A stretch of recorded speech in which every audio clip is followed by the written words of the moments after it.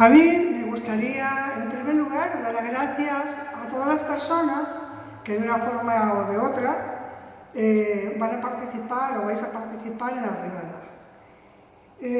Arribada para nosotros es muy importante. La verdad es que significa mucho trabajo, pero es muy gratificante.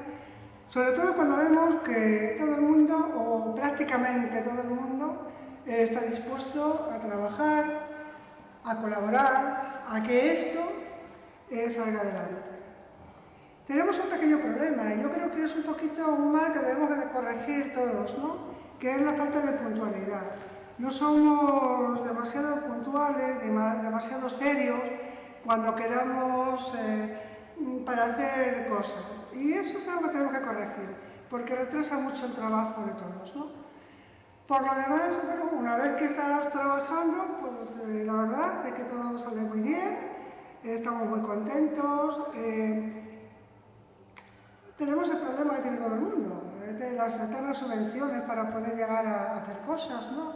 Más importantes a lo mejor, no sé hasta qué punto, porque la imaginación es el poder y sobre todo las ganas de trabajar. Y lo bonito de todo esto es las ganas de trabajar de muchas personas y que ahí están, y que a partir del día 12 hasta el día 20 se verá en la sede del antiguo instituto. Ahí vamos a estar todos, vamos a echar la leña en el asador y nos gustaría de verdad que la compensación a tanto trabajo va a ser la asistencia de todos vosotros.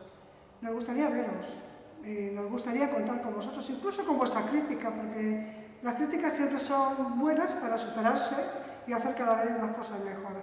Así es que del 12 al 20 de septiembre os esperamos.